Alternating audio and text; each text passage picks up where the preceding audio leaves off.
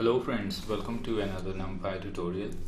In this Numpy tutorial, we are going to look at saving and loading Numpy objects, which is very crucial if you wish to save the arrays or metrics that you create in Numpy as text files or CSV files, or as a matter of fact NPY files, which is the extension of a Numpy object.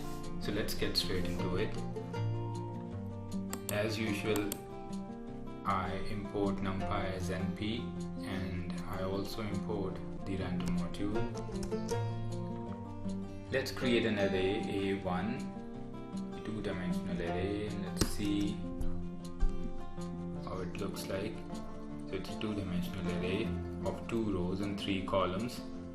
If you wish to save this array A1 as a Numpy object, so what you do is you write down np.save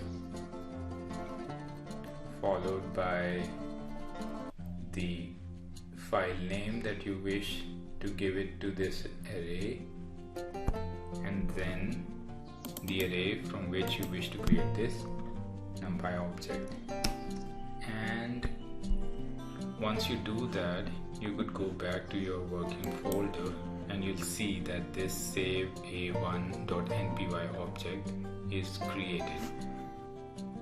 And you could load this object again into another array. Let's create another array A2, and you could load this npy object into that new array by using np.load.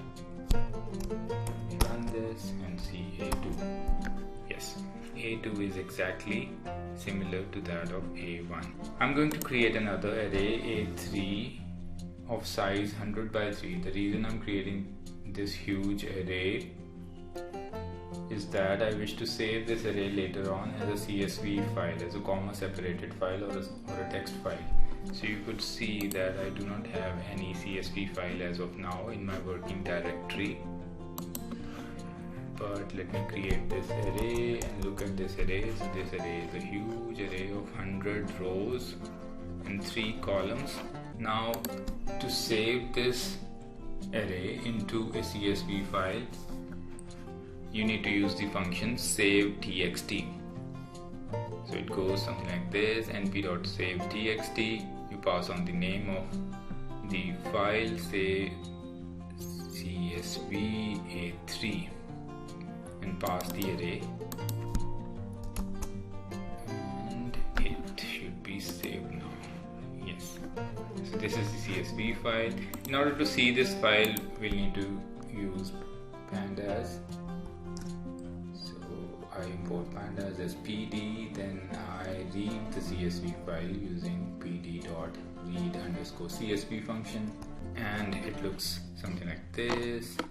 It doesn't have the names for the columns, so that is why it is looking a little strange, but otherwise you could manage that in pandas. And then you could also load the CSV file into another array A4 by load txt.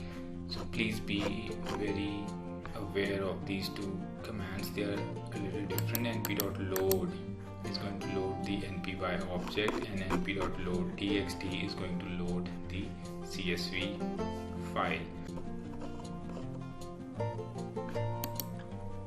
This is our A4 array, and it is exactly similar to that of our A3 array because we've loaded the entire CSV file into our new array A4 using load text function.